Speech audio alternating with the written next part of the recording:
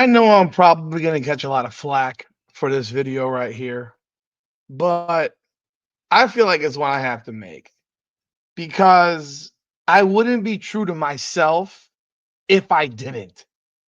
And I wouldn't feel comfortable with myself if I didn't talk about this because I'm from a different generation. I'm from the generation of loyalty to your school, loyalty to your teammates, loyalty to the guys around you. That's the school that I came from. That's how I grew up. I understand today's generation is all about me. It's the culture of me over the culture of we. And it's one of those things that tremendously bothers me when it comes to college football today. And it's one of those things where when I look at what's happened to college football, it's one of the reasons I don't like college football the way I used to. Although I love college football, I don't like it the way I used to because behind the college football rivalries was actual pride and really like Florida State, Florida State, Miami, Michigan, Ohio State, Washington, Oregon, Texas, Oklahoma, Alabama, Georgia, Alabama, LSU, LSU, Georgia, Georgia, Florida. One thing about all these rivalries that exist, and these football games in general, is that you used to have people at these schools for 3, 4, even 5 years. So you would have this development of absolute resentment and possibly hatred of that school, of that team. That doesn't exist anymore. Now everyone's always hugging, everyone's always kissing, everyone's always patting each other on the back. And I don't come from that school. But when I saw what happened in these bowl games yesterday, the Alamo Bowl with Colorado and BYU, and the Pop Tarts Bowl with Miami and Iowa State, I was so happy as an old school college football fan when I heard that Shedeur Sanders and Travis Hunter were going to play and that Cam Ward was going to play. Now, we could talk about that in a second. But welcome back, everyone, to another edition of Rudy's Rant, where we talk about facts over feelings. And I'm going to get in my feelings here. I'm going to get in my feelings. But I am going to talk about facts. But I can promise you, yes, I will be in my feelings here because it personally bugs me. If you're new to the channel, please be sure to like, subscribe, follow. I greatly appreciate it. Hit the like button, leave a comment. Let me know what you think about what I gotta say. If you think I'm a complete buffoon, tell me I'm a buffoon. I'm okay with it. I couldn't care less. If you think that, and I'll communicate back to you and I'll give you my opinion. But when I saw that Cam Ward was going to play for Miami against Iowa State, I was ecstatic. And this is a bit of a continuation of the video I did yesterday, where I think everyone for University of Miami should be ashamed of themselves, whether it's Mario Cristobal and then players. Because I can name a whole lot of players, and that should be embarrassed. But when I'm talking about he announces he's going to play, I'm ecstatic because now I'm looking at Miami as Miami's going to win 11 games this year. And whether people think that's important or not, if you don't think it's important and you're a Miami Hurricanes fan, I would tell you get off the Miami Hurricane bandwagon, get off the Miami Hurricane bus, and let it run you the hell over. Because you're not really a fan of the program. You don't want the best for this program. You don't want to see winning. That's what's for the best of a program, winning. Winning, development. All those things are what's for the best of the program. And what will be for the best of the program is that you don't lose 3 of your final 4 games and 2 straight to finish the season. And don't have 1 win over a ranked opponent so that people can't throw that back in your face. Instead, you finish the season with 3 losses in 4 games, all by 1 score, all in heartbreaking fashion. And all could have been avoided had Mario Cristobal coached better, the defense played better, and little mistakes hadn't happened here and there. But yesterday in the Pop-Tarts Bowl, Cam Ward plays the first half. I'm so excited. It's 31-28. Look, our defense, the Miami defense is bad. It's been bad all year. The secondary looks unprepared. They're never in position. The entire defensive staff should be fired for the University of Miami. They should all be fired. There's not a person that should keep their job there. If they do, then you know what? Next year, Mario Cristobal will be fired because he will have relied on them to do their jobs. And I don't see it changing because I don't think they're coached well on the defensive side of the ball. To give up 41 points to Iowa State, it's just to put it in perspective, Iowa State scored 40 points twice this season against Baylor and Arkansas State. Against North Dakota, they scored 21 points. Arizona State held them to 19. Teams that don't have great defenses held them in check. Texas Tech, 22. Kansas, 36. UCF, 38.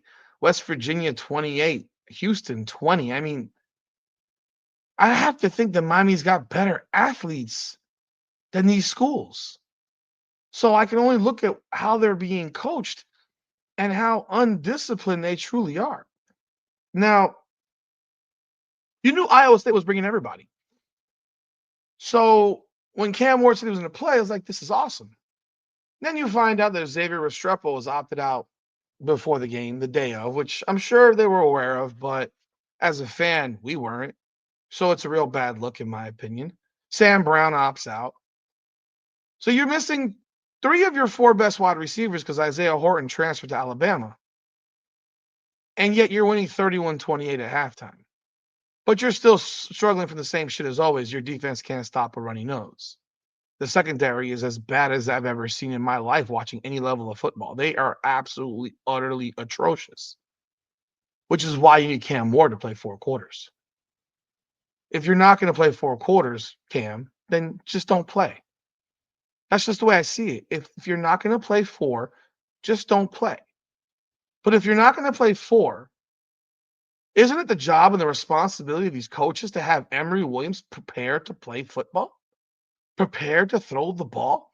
Prepared to actually try to do something when they have the ball with him on the field instead of the freaking boilerplate handoff? Or the little soft-ass swing pass? And when you're in a position to put the ball in the end zone, that you actually put the ball in the end zone and don't settle for a field goal from the 3-yard line?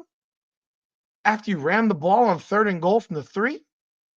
Like, these things make sense to me. But all that said, I have to believe, based on what I've read, and I think it was a really bad look with Mario Cristobal to not let Cam Ward answer the question himself. He should have been the one to answer this question. But from what I've read, Cam Ward opted out. And in my opinion, when you decide that you're not going to do something that for lack of better words, committed to doing, you quit. Do I think it will impact him in his draft status? No, absolutely not. Do I think Cam Ward's the best quarterback in college football? Yes. Do I think he should be the number 1 pick in the draft? Yes. I do. I genuinely do. I mean, Cam Ward had the greatest year Miami's ever had for any quarterback ever, including Ken Dorsey. And people have said to me I'm crazy. Cam Ward's better than Ken Dorsey. If you gave Cam Ward the talent that Ken Dorsey had, Miami would have gone 15-0. 16-0. You give the Miami Hurricane talent from 2000, 2001, 2002 to Cam Ward on the defensive side of the ball. Imagine with the defense like those defenses. Miami would have been winning games 60-7. You would have had those Washington, Syracuse back-to-back games of 59-7 and 65-7. Like, that's what you would have had. But instead, he has to basically play hero. Now, if you watch the first half, he wasn't getting touched. He was not getting touched. It was like 7-on-7 football out there for him. But he decides to not play. And what I want to do is I want to compare the fact that Colorado has Shedeur Sanders playing and Travis Hunter. Everyone from Colorado played. Everyone who was available to play played. And while Shedeur Sanders in Colorado got blown out of the building in the Alamo Bowl by BYU, and you saw what a high level, remember, BYU has the number one pass defense in the country. It looked like it. They really made Colorado look bad. I mean, and if you think about it, if BYU is doing that to Colorado, if Colorado had somehow gotten into that CFP as the seed playing Texas or one of the top 4 seeds, they would have gotten drugged by 30 or 40 because their entire game is throwing the ball. They can't run the ball. They're no threat to run the ball. And when you have a team like BYU, who's the best in the country against the pass, well, they're just going to put their 3 down linemen or 4 down linemen and get pressure on you and drop everybody back and good luck. Now they got a couple of plays here and there, but for the most part, Shedeur Sanders was getting hammered the entire game. And that's the difference between that Colorado game and that Miami game, was that Cam Ward wasn't getting touched. He was slicing and dicing the 4th best pass defense in the country.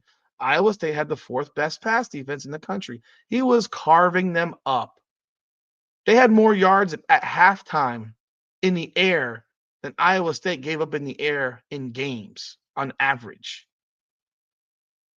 So understand how good of a team Iowa State is. Whereas there's those people who will sit here and say, "Oh, well, Iowa State is Iowa State. They're not that good." Heck, some people don't even know them as Iowa State. Some people thought they were Iowa. I had that come across my screen. So if you don't know who they're playing, you really shouldn't speak too much on the ability of Iowa State, who finished the season 11-3. Iowa State is a good team. It's that simple. A good team. A really good team, in fact. Now,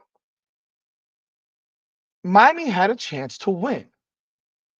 And while I will give the benefit of the doubt in the third quarter, when Miami's winning 38-28 over Iowa State, but in the fourth quarter, when it's winning time, I was tremendously disappointed not see Cam Ward put himself back in that game at 38-35 with the ball with around 7 minutes or so to go, where if he brings the ball down the field and puts the ball in the end zone, the game is over. Instead, you had a really quick possession by Miami with Emory Williams. They punt the ball back, and then Iowa State drives the ball the length of the field and puts the ball in the end zone with less than a minute to go. And then again, if Cam Ward comes back in the game and get them 30 yards down the field, 35 yards on the field on a couple of plays, you get them in the field goal range, give them the chance to win. Those are my thoughts. That's my belief. I was disappointed. I was very bothered. I'm bothered by it. That's what I said, my feelings. Shedeur Sanders and Colorado were down 20-0 at halftime. At one point, they were down 27-0. They were down 27-0. He hits Travis Hunter for a big play. I mean, it was a hell of a play, actually, by both of them. But just from Shedeur getting away from the pressure, because he was feeling pressure the entire game. He had one of his worst games because the way you bother Shedeur and slow down Colorado is pass rush. If you can get to them, you change the game. I mean, Colorado finished with 210 total yards and only 9 first downs. And if you take away the fact that BYU turned the ball over multiple times, BYU arguably could have won this game by like 40 instead of the final score of 36-14. Again, they were a 2.5-point underdog. That one crashed and burned in Vegas, that's for sure. But Colorado, BYU had 4 sacks, 5 tackles for loss. They were in the backfield the entire game. They were making Shedeur run for his life all game long. And they made it really difficult. So when he's in the game down 27-0 in the third quarter, when they're crushing him all game, I think it shows a lot to who Shedeur Sanders is. It tells he's a fighter. He's not going to quit. Some people may go say, "Oh, well, they're padding numbers. I think the last possession you'd lend credence to that. But they make it 27-0, and then BYU throws a pick after driving the ball down the field to the Colorado 18, and they throw up, I'm sorry, to the 14, and they throw a pick. And now Colorado has the ball again, and if Colorado scores, it's 27-14, and you have a different ball game. Well, BYU's defense did the job again, 3 plays, 5 yards, punt it again, and now BYU scores going to make it 33-7. And the game was at that point, the game is over, and I thought it's probably best if you sit Shedeur down. The game is done. You're down 4 touchdowns in the fourth quarter. There's no reason to risk anything to these guys, and I get that part. But he didn't sit. He came right back in, and he threw an interception. So, and then BYU kicked the field goal, make it 36-7. But then he came back in again, and you're like, what? Okay, what? This now I'm like, y'all crazy, because now there's 5.5 minutes to go. You're down by 29. There's no chance to come back to this game. But understand that the reason that Shedeur's in the game in the third quarter still is because Colorado believes that they can come back and win. They do believe that. They do have the offensive firepower that if they make a couple stops, they do have that big playability. They have it. It is what it is. They have that ability. But Shedeur gets sacked on a 2nd and 10, and it looked like his knee got hurt, and he got up gimpy, and you're sitting there saying, "Oh my God, don't tell me this kid got hurt." All that said, he's fine, but Deion doesn't pull him out, and that's where I completely didn't agree with Deion not pulling him out at that point. I thought he should have pulled out already, but at that point, you pull him out. Like, don't. There's no point. They did score, make it 36-14, and pretty much that was the end of the game. However, Colorado believes they can win. The same reason that Miami has Cam Ward playing down 38-18 in the fourth quarter against Cal on the road. Y'all remember that game, right? That game was a 38-18 game with 14 minutes to go, and Miami comes back to win 39-38. Scores 21 points in the fourth quarter. That's Cam Ward against Duke, down 28-17 with 10 minutes to go in the third quarter. By the end of the third quarter, Miami's up 32-28. And Miami wins 53-31 because the defense did get it together, and Cam Ward destroyed them. Point being, Cam Ward, Shedeur Sanders, they have that big play ability. They're tremendous quarterbacks. But Cam Ward opting out of that game bothers me. While Shedeur Sanders showed me a dog in him that I knew he had, but this would have been the easiest time to say, screw this crap. I'm done. We're down 4 touchdowns. It's a wrap. But yet he's still going back on that field down 33-7. Now you can sit here and say, Deion, you're a clown. You should have pulled him. And yeah, I would agree with you. But I would also say that Shedeur Sanders showed who he is. Whereas Cam Ward may have showed who he is as well. Shedeur didn't quit. Cam Ward quit. You can sit here and debate me on it and tell me he didn't quit. He quit. It's just that simple. He quit. He quit on his team. Maybe he didn't quit on himself because he chose himself over his team. But this is about the culture of me over the culture of we. And I truly thought that when Cam Ward announced he was playing, it was because he was about the culture of we over the culture of me. And he showed me that he is like all these other football players who are all about self. He played to get a record, and then at halftime, he removed himself from the equation. And Miami goes down with a 42-41 loss. Do you think that Shedeur Sanders in a 31-28 game is pulling himself out of that game? He didn't pull himself out of a 33-7 game or a 36-7 game. You think he's pulling himself out of a game that his team is up 31-28 and 38-28? No chance in hell. None.